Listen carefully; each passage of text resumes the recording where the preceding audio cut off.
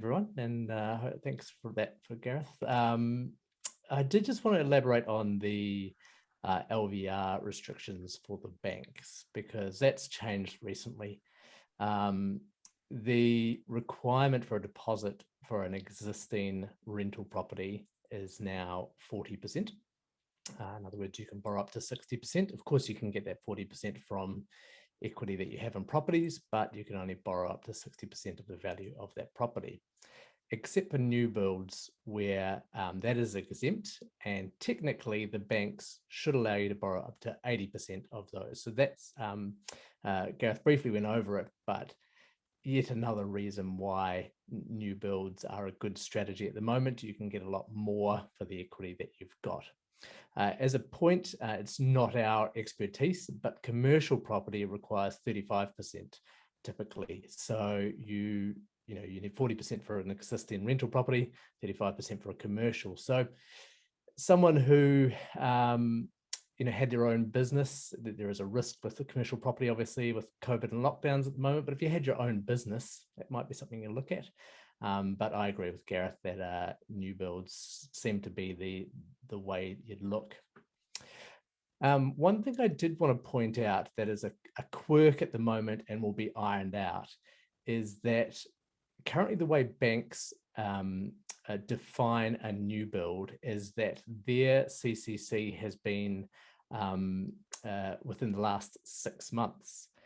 So that is the classic example of an LVR restriction, is that the CCC has been released, has been done in the last 6 months, and that you're buying directly from the developer. Now that's different to what the IRD is saying in terms of the 12-month exemption. I expect one or the other to change.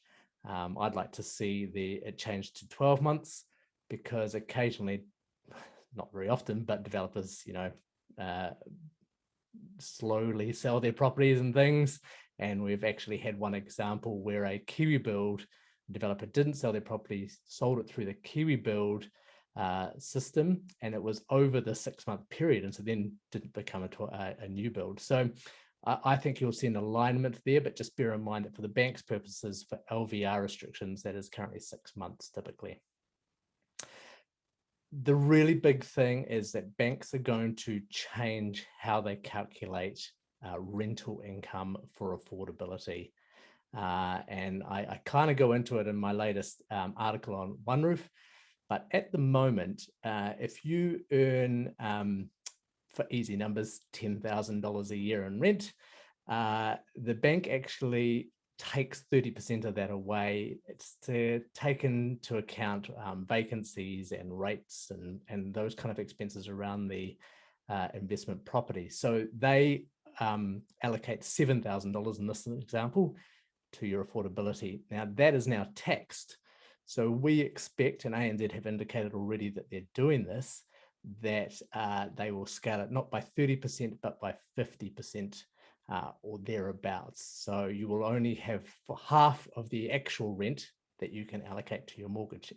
And for those of you who sort of know how the mortgages are calculated, they calculate your affordability at around 6%. So there's kind of a double whammy there, but the banks will definitely take that tax in. And my suspicion is they will take that in to account, that scaling of 50% into account, no matter whether you're buying a new build or an existing, or is quarter phased in or half phased in. I think the banks, from a responsible lending point of view, are probably going to phase that in later this year, would be my guess. In actual fact, if you buy a new build, your affordability will be more because you won't be taxed on that income, but the banks may still put a little bit more pressure on your affordability. One thing that I would like to discuss with Gareth at length about when he gets a moment between tax changes and end of year is how mortgages with interest-only mortgages will look in the future. So at the moment, what we typically do is any mortgage that is allocated to an investment property, we like to stick on interest only because that keeps that tax deductibility at a maximum amount. please bear in mind that I am not an accountant, and I'm liable to say something wrong here, and Gareth can wave his hands and jump in. But we want to keep that debt that you can deduct at a maximum. Going forward, is that still a priority? My guess is that for the next few years, yeah, as it phases in, you kind of want the maximum deductibility. Beyond that, I'm of the opinion that you would want to keep it interest only for the investment portion as long as possible, in case the next time round on the voting, change of government, it's probably going to be a teaser, a gift that the opposing government offers, that we take away this, reintroduce interest deductibility. I would just maybe keep that deductibility high. I'd be interested to hear Gareth's opinion on that. But that's sort of where we are. So if you're maximizing your mortgage by having that investment portion at interest only, I wouldn't be in a hurry to remove that. Keep paying down your personal mortgage and then pay down your investment after that. Gareth, do you want to jump on and we can have a discussion about that? Or yeah, so that's a good point that you raised there, particularly about the interest. And to be honest, I hadn't thought that far ahead. But I'm glad that you have there, Rupert. And it is very much a wait and see game, because it's true, as it comes up to the election, and if you've got, and we're 3 years in, and you've got a mortgages that are all on interest only, then you might be sort of just treading water for a bit to see what happens. One thing I was thinking about, and this is a MortgageLab thing, but sometimes we come across clients that have some ridiculously huge loan, and they've just gone to the bank and said, hey, we want to borrow a rental property, and the bank says, yes, we'll give you 750,000, and then they whack that in one loan. And so then you don't have much flexibility. You might think, well, look, I want to do part of this on interest, and now actually I might do interest in principal on a portion and hedge my bets. But if it's all in one huge loan, you can't do that. So that's sort of, banks are good at lending money, but they're not good at structuring money in our experience. No offense to any bankers that are here tonight.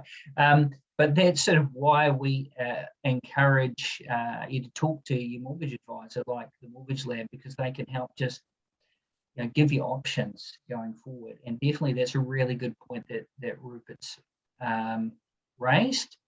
One other thing I'll just throw in is it's not always the most tax efficient, perhaps, to have a little bit of P&L paid off, principal and interest on your rental. But for some people, the stress levels of not paying down some principal on your rental are just right up there. And so it can be, I know it doesn't make so much tax sense, but emotionally I can cope with it if we're paying off at least some principal. So we would say, hey, if that helps, if that makes you sleep at night, you're still building equity, yep, great, you go for it. It's not all sort of hard-nosed accountant sort of tax efficiency stuff. We're all emotional creatures. So yeah, that's sort of my comments on it there. Yeah, I guess the summary of that interest-only thing is, don't be in a hurry to suddenly start paying down your investment portion. Let's just see how it goes. Keep paying down your personal mortgage, obviously, as much as you can, and just wait and see. I was going to talk a little bit about if your strategy is to offload your existing rental properties because you don't think that is, you're going to start paying tax on that for whatever reason, and purchase a new build, you can get a pre-approval to that. You will obviously want to check before you sell your property that you can afford to buy another one, because things change and your income may have changed since you purchased that property. The way to do that is you want to estimate the lowest price you will take for that existing rental property that you're going to sell. So you are not going to take $1 less than $800,000. If they offer you $799, you're not going to sell. It's just worth paying the tax. That is what you present to the bank, or we present to the bank. They are going to sell for $800,000. We know they're going to maybe have to pay $30,000 worth of tax on that, and here is what they're going to have for a deposit for a new property. So you can do all those calculations. You just be conservative with what you will take. And if you get $900,000 for it, that's great. You've got more money and less mortgage for the next property, but you just tell them your bottom line. And that way you'll know from whichever bank you go to that, that you'll be able to afford the next property, because nothing would be worse than selling your existing property and then finding out you can't afford a new one. And similarly with the rent for the new property, you conservatively estimate, okay, we know we're going to afford a $800,000 new build. We'll probably get $550 per week for that. Really conservatively present that to the bank as your future income. So do the conservative numbers, and that's how you'll check it out. The second thing around strategy for mortgages that I would suggest is that you investigate if you are on a higher rate. So let's say you're on 3.5 to 4%. Now I'm going to get the term completely wrong on this, sorry, Gareth, but if you were deducting 3.5%, against your income, then essentially it's the same as a 2.5% non-deductible interest rate. So it may not have been worth paying break fees because it was kind of about the same. But if you can't deduct the interest, it might be worth you just breaking those higher rates, paying $5,000 or whatever it is. Often you'll find that the break fees are less than what you would save over the remaining term of the fixed loan, and getting onto those lower rates because you can't deduct the interest anymore. So stop paying high interest rates. Now, the way to do that is to just go to your bank and say, how much is it going to cost me to break these loans? They will give you that rate. It's only valid for that day, but unless there's some really severe movements in the market, in the OCR or the way the banks get the money, it's probably going to be there or thereabouts. So we've got a calculator. You can email me if you like and ask for the calculator. It's a very simple one that says, here is the loan, here is the current interest rate we're on, here's the break fee, and then you can see what you're going to save. And if the savings are more than the break fee, might be worth doing it. Bear in mind, you have to pay that break fee up front, so you've got to have that $5,000 available. But yeah, just think more than ever, think about the money that's going out from your bank account, because it's no longer deductible in certain circumstances. So I think that would be well worth doing the calculation on. Banks don't care if you ask them for a break rate. They'll be fine. They'll make money. Don't worry about them.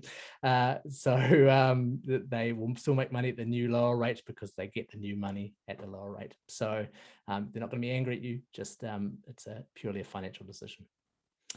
It's probably all the notes I've got. The final thing I would say, unless anyone's got any questions, is that as mortgage brokers, we work with accountants in terms of the ownership vehicle that you have that property in. Sometimes it's an LTC, sometimes it's a trust, etc. I think you'll find that mortgage brokers will begin working with the accountant a lot earlier in the process in terms of, if they sell this property, are they up for bright line test tax? Are they going to get a tax deduction on the sale? All of these things need to come a lot earlier. So I think you'll find that we are working a lot sooner with the professionals. And I'd highly recommend, in the oldie days, you could kind of buy investment property without professionals. It wasn't recommended, but it was a very simple thing. I think now more than ever, you need to get the professionals on board just so early. So that's my comment, because it's confusing. It's making my head turn, and I do this all day. So yeah, that's probably me. If anyone's got any questions. Right, thanks very much, Rupert. We have had a couple of questions come in during the discussion, so I may grab you in a few minutes just to help finish off with a couple of those. So if I can see my chat box glowing. Just a little comment, Rupert, before what is on screen there. Again, just referring to the fact sheet, made the comment, where is it? Money borrowed after 27th March this year to maintain or improve property acquired before 27th March, it will be treated, interest will will not be able to be claimed as an expense from. Gareth, your microphone's very directional. Let me just change that then. Sorry. We can't hear you. Thank you, Asher. Is that a bit better? Great. Okay. Well, we have Asher here. He's great with technical stuff. Thank you, Asher. So just the question there, Rupert, was if you're borrowing money after to maintain or improve your property now, your rental, you can only claim interest up till the end of September. So I guess it's going to be another factor, isn't it, for mortgage brokers, is what's the purpose of it, and kind of another gotcha, as it were, for investors. Yeah, and one thing to think about, and Gareth, you can probably talk more about this, is a revolving credit. If you pay down a revolving credit and then draw back down on it, does that meet the criteria of borrowing the money post-September, or is that money borrowed and you can just put it in and take it out as you wish? But yeah, in terms of the renovations, that is a thing. Well, I mean, it's really more for the tax side of things. We can get you the money at any time you like. Whether it's deductible or not is another question. But yeah, Gareth, what's your thoughts on revolving credit or offset account? Yeah, look, again, it would seem to me that if it's not new borrowing, and it's merely an aspect of the way that structure that allows you to ebb and flow a bit, but it's probably one of those things that we'll have to wait and see. But my feeling is it would be against sort of the spirit of the deductibility in general, as opposed to getting a new loan facility because I need to spend 10 grand on the bathroom in my rental and I don't have the cash. Okay, well, that's definitely, you'll only claim that interest up till the end of September. So it's kind of, probably it's not an issue, but again, I would say we can't be categorical till the legislation comes out. Yeah, I mean, I've had it, buyers or developers just have $1 million revolving, and when they sell it, they pay it off, and when they buy a new property, they just grab that money back. I think that's a clear breach of the borrowing, right? They are clearly buying a new property, and that borrowing will be, subject to any new tax rules. But yeah, I think if it was a $10,000 one, it would certainly be within the spirit of the original tax. And just as a little point, by the way, to those who are thinking, okay, well, maybe it is time to get into property development. Here's the good news, just picking up on that, is property developers who pay tax on the sale of a property, that's in brackets, will not be affected by this interest deductibility change. They will still be able to claim interest as an expense. So there's something else. If you've never got into property development, yep, maybe now's your golden opportunity. That's a fourth strategy we hadn't touched on. Yeah, just be aware, depending on that, sometimes you might have to pay a loan fee up front, right, Rupert? If it's buy, do up and sell, it can change things a little bit. Yeah, that's interesting. So that's made it a business purpose interest rather than a residential property reason. Okay, very good. All right. Well, thank you very much for those comments. We're just going to go now to our FAQ that have come in during the week. Now, Ash has got a list of these FAQ. So he's going to read out the questions. We've got some answers, and then we'll attempt to answer the ones that have come in this evening as well. So, okay, Asher, take it away. All right. So I've got about 8 questions here. The first one, re the bright line test. Does the 10 years apply for current property, or does it start only when you buy now? Okay, so that's a good question. So if you sold the property today, the bright line period is determined based on when you bought it. So if you bought the property in April 2018, then it would be subject to the 5-year period that was in effect at that time. Whereas if you're buying a property today, it's going to be caught by the 10-year period. Okay.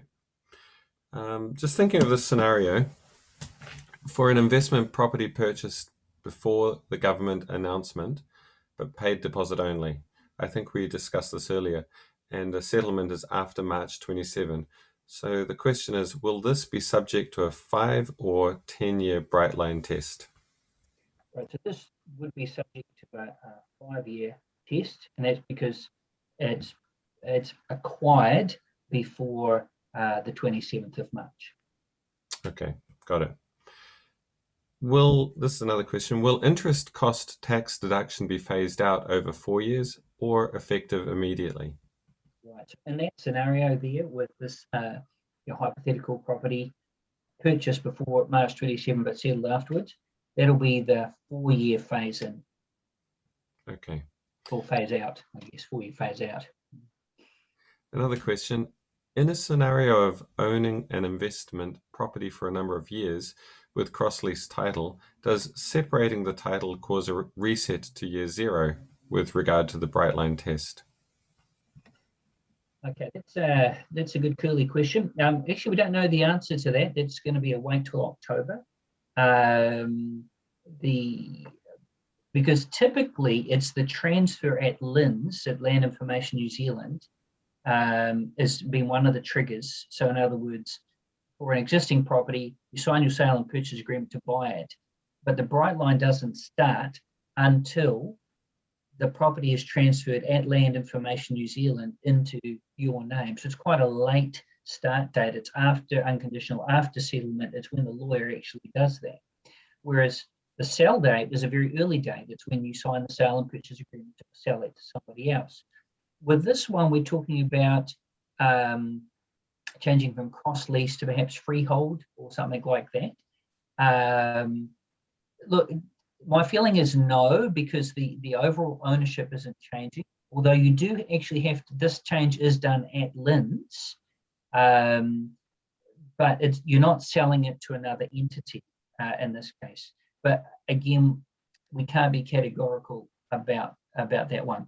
I have actually sought a bit of extra advice on that in the meantime. I'm just waiting on a reply. So if we get some more clarification on that, we will post that on our website. Now, this is an interesting one.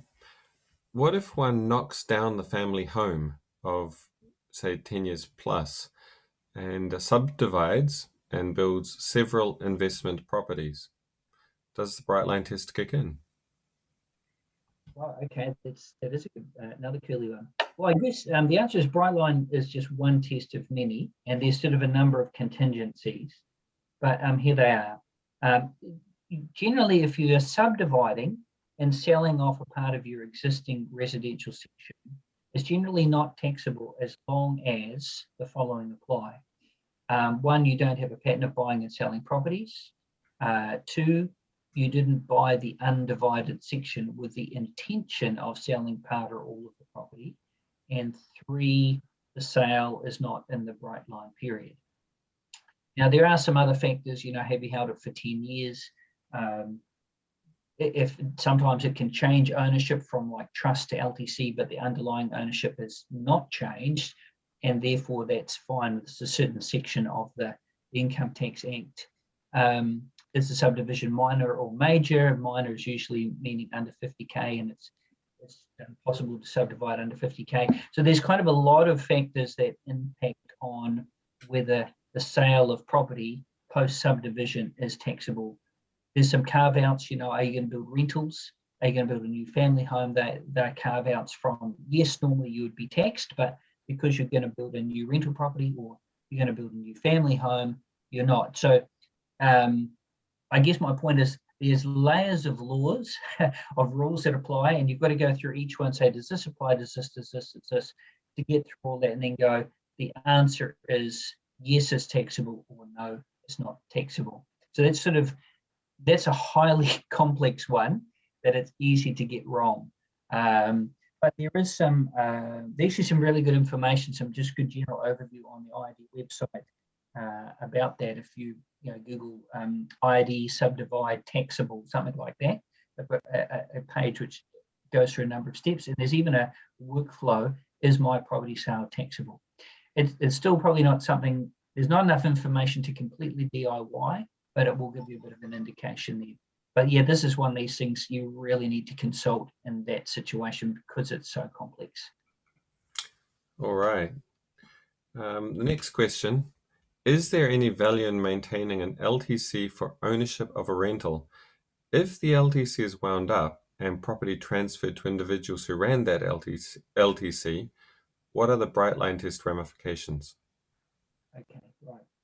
So if the LTC is wound up, so dissolved, and then the property is transferred to the shareholders, that would restart the bright line. So if you did that today, you're now subject, that property is subject to a 10-year test, 10-year period. So you've got to hold it now for 10 years. And if that may not be an issue, and it could be that your LTC property, you're out of the bright line, the shares have changed.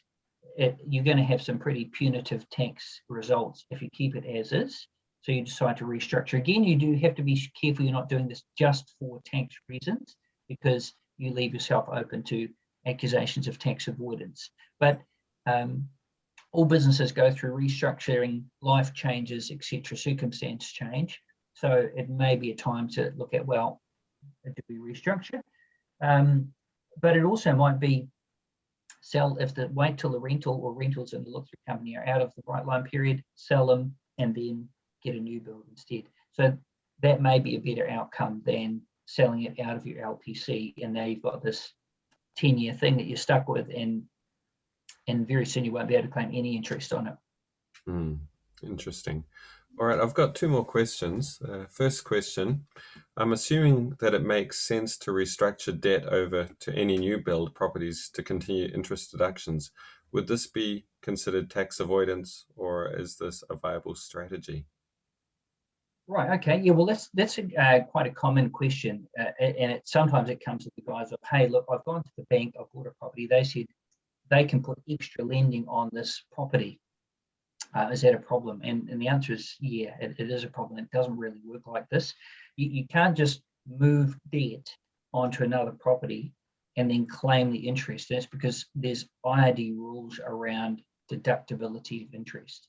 So typically, this is why in the past, someone would say, move out of their family home, buy a new one, sell the old family home, say, to a look-through company.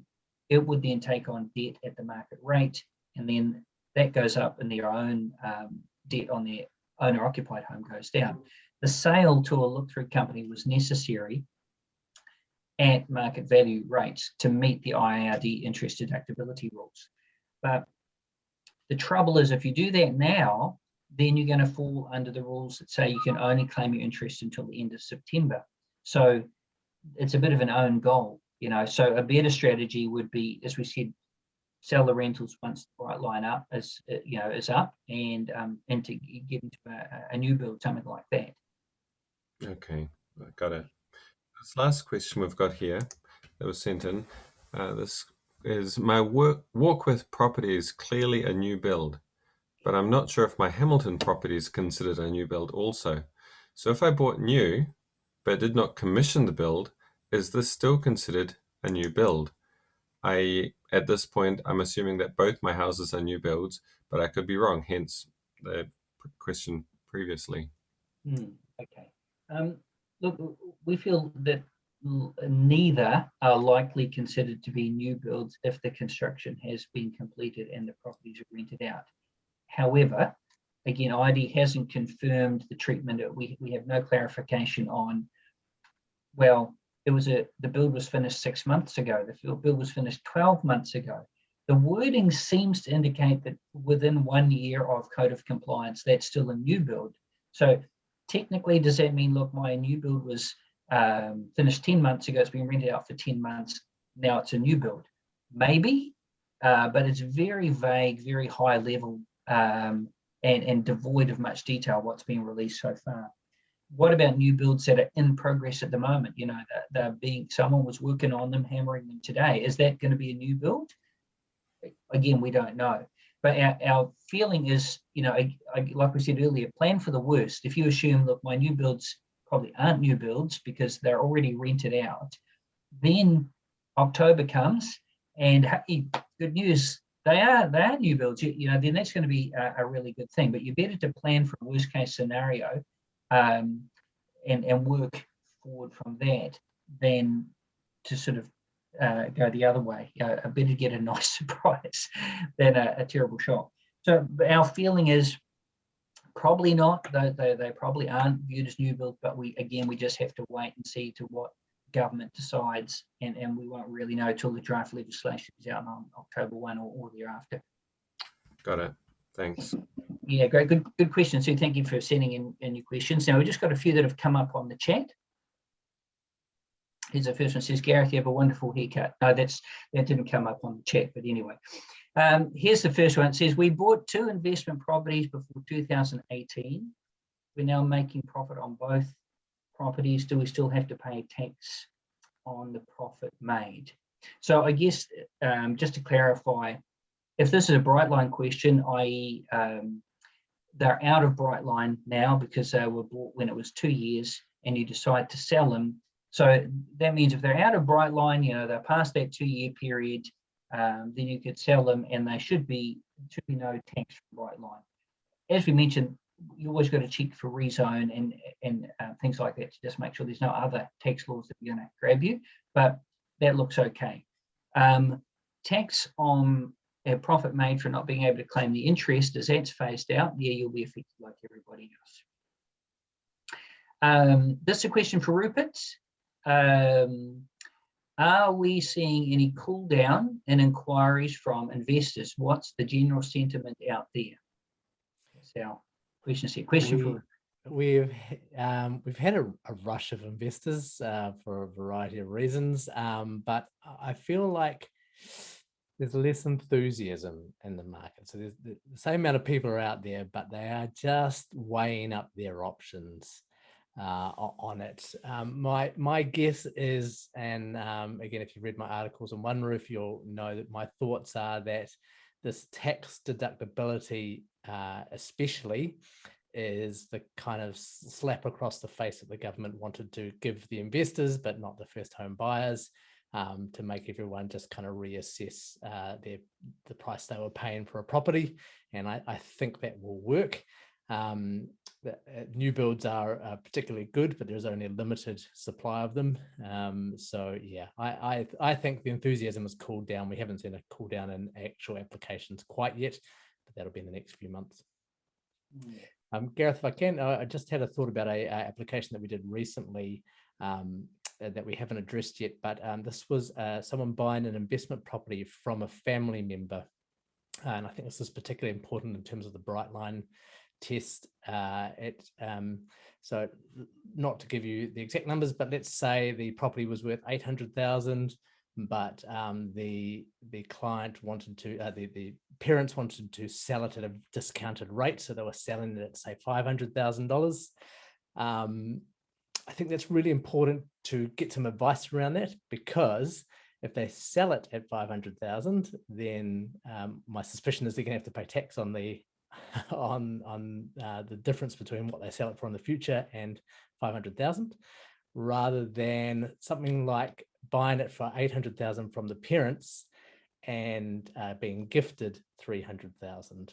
Now, I'm not sure about the tax implications of that, Gareth. You can talk about it, but from a bank's perspective, the bank basically calculates how much what percentage of the property you can borrow based upon the sale and purchase. So you can borrow up to 60% of 800,000 if you are buying at 800,000 and getting gifted 300,000. But you can only borrow up to 60% of 500,000 if you're buying it at the lower price. So if you are buying from a family member for an investment property or whatever property, actually, buy it at the market rate and be gifted the deposit. Don't buy it at a low rate as a treat from your parents. Yes, sorry, that was just something I thought of earlier.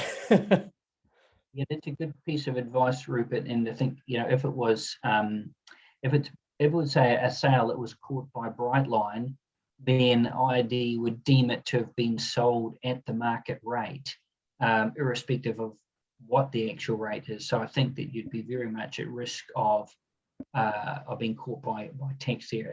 It's not that particular question hasn't come up exactly in that format, but just thinking about how it goes, so it's something I'd research a bit more. But if usually that's the thing. You can't manipulate a price artificially below market rate, wittingly or unwittingly, and thus avoid bright line in effect, because I didn't, I sold it for less than I bought it for. If it were that easy, everybody would be doing something like that, you know. So usually if there's a loophole, it's already been plugged. There's some very clever people that are working in our government departments, and then that's what they're paid to do, you know, is to look for loopholes and plug them. So yeah, the advice of buy at the market rate, personal arrangements to gift things, that's a personal arrangement, that's much more sound. Okay, yeah, good to have those. Well, okay, that's the end of our questions. And if you did have any queries later, as you can see, Mortgage Lab, Google them, you always get hold of them on Facebook or Instagram and on their website. So they're very responsive. And likewise, just drop us on our contact form on EpsomTax.com. The last item is we've got a message from Daniel Carney. He's just taken from Goodlife Advice. He's an authorised financial advisor, or they just call them all financial advisors now. But he's got his take on this impact from that point of view. So Ash is going to roll the tape for us. First of all, and fundamentally, we don't believe that the government would ever do anything to push property off the table as a viable investment vehicle. Okay, so they might come up with these changes every now and then, which has a small effect on mum and dad investors. But we don't think fundamentally that they'll ever do anything to royally push property or investment property off the table as a viable investment vehicle. And why? Well, really, if you're buying investment property and you're planning for your retirement, you're using it to plan for your retirement, grow your wealth, etc., you're one less person that the government has to worry about in retirement. You're sorting it out for yourself. So that's a key reason. Another reason is that if property is truly seen as a bad investment vehicle and people stop buying investment property, we will have a royally huge problem on our hands here in New Zealand in terms of providing property for the population. We already have a massive issue here with housing the masses. If you take investment property away, make it difficult for landlords to use that as an investment vehicle, it will make it really, really tough here in New Zealand. And the government sure ain't good at housing people. So I don't believe fundamentally that property would ever be pushed off the table. They might just do little things to make it a little more costly, but it should be affordable for most people. And certainly from what we've seen so far for our client base, that's the case. We have supply and demand issues here in New Zealand, so we need more properties to be built. And the government has made it clear that they need more houses to be built. So it's highly unlikely that they do anything that would slow that down. And the Labour government have already stated that new build properties will be exempt from these taxation changes. That definition of exempt, we just don't know what that means just yet. We're going to have to wait and see. But Labour's own website states, and I quote, "We're encouraging investment in new builds to increase our housing stock." They go on to say, "That's why we're incentivizing investment in new developments rather than existing housing stock. If you invest in a new build property, you will be exempt from changes to the bright line test and interest deductibility policy." So it's definite that new build properties will be exempt. How long that exemption will last, what that exemption will look like, we just don't know yet. We'll know sometime between now and the 1st of October. But what I wanted to do was give a property example to you. Just purely looking at this from an investment perspective, let's just use a dummy example of a $600,000 property. If we look at, and this is an existing property we're talking about now, if we look at property over the last 50 years in New Zealand, residential investment property over the last 50 years, it's done around about 10% per annum year-on-year capital gain in New Zealand, around about 10%. So if we had a $600,000 property, that's $60,000, 600,000, 10% of that, that's about 60 grand compounding every year while you own that property. So it's huge returns. If we try to be conservative and look at that conservatively, let's just chop it in half and say 5%. So that's halving the per annum rise over the last 50 years to say 5%. Well, that's $30,000 in a year now on a $600,000 property. And remember, that's compounding. So most of the examples we've looked at over the last few weeks of our clients, real examples, and that's admittedly in this current interest rate environment, we've seen about a $50 a week difference for them in terms of them having to top that property up $50. Now we're talking about an existing property right now, of course, because new builds will likely be exempt in that respect. Now, if that property happens to be cash flow positive, well, then it's likely that that would just net out that $50 requirement. But that's the average amount that we've seen recently from the examples we've looked at is about a $50 a week difference. But you know what? Even if it's $50, $100, $150 per week, so that's, you know, $2,500 to $7,000 per year approximately. You know, even if it was that much, if we say took the middle ground of that top up requirement, let's say it's $5,000 or $100 a week, say, you know, would you invest that into something that was going to give you a return that was exponentially higher than that figure? Well, we believe yes, you would. If I told you that I had an investment vehicle that if you put in, say, $5,000 a year or $100 a week, and that would turn into $30,000, and that's conservative, remember, this is on our dummy $600,000 property, of course you would invest into that vehicle, wouldn't you? Now, we're purely looking at this as a retirement planning investment vehicle. Is that a good place for you to be putting your money? Well, yes, it is. Nothing has changed in that respect. Property for us is still the best performing investment class out there when we're talking about leveraging or borrowing to invest, which 99% of our clients are doing that.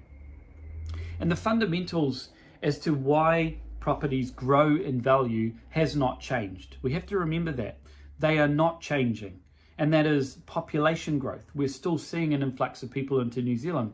A lot of those are Kiwis returning home, but that's likely to turn back to our standard influx of people from all around the world wanting to move to this gem down the bottom of the planet called New Zealand. So our population is continuing to grow. Second, we have supply and demand issues, huge supply and demand issues. It's not being resolved. There's a huge shortage of housing. So that's not going anywhere. We have a massive shortage of housing and that's not stopping. There's not enough skilled workers, thirdly, to build the properties that we need built in New Zealand. We just don't have enough skilled workers or enough builders. So that's slowing down the supply and creating even more of an issue. And of course, New Zealanders' love affair with property, that hasn't changed either, has it? So, cut a long story short, we are not concerned about these taxation changes. We are still business as usual at Goodlife. And, you know, we as ever recommend that our clients have a strong network of advisors around them to be advising them on their wealth creation and protection journey. And of course, in particular, these taxation changes. And that's people like Gareth Collard, for example, like Rupert Gough, for example, a good lawyer, good property management around you, helping you to make the right decisions. And that's the point here, everyone. We want you to be getting advice. We want you to make sure you are getting good quality advice from property specialists. And perhaps these changes won't be as impactful as you'd imagined if you get that advice. I mean, we've talked about that just briefly in this little chat here. So please feel free to check out our website, goodlifeadvice.co.nz. So it's www.goodlifeadvice.co.nz. And we really hope that we can be of some assistance. I want to say again a big thank you to Gareth Collard and the team at EpsomTax, and we'll hand it back to Gareth. First of all, and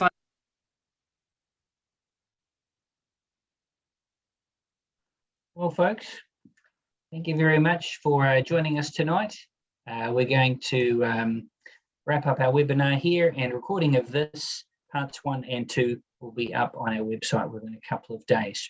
Great. Appreciate your time. Have a good evening, everybody.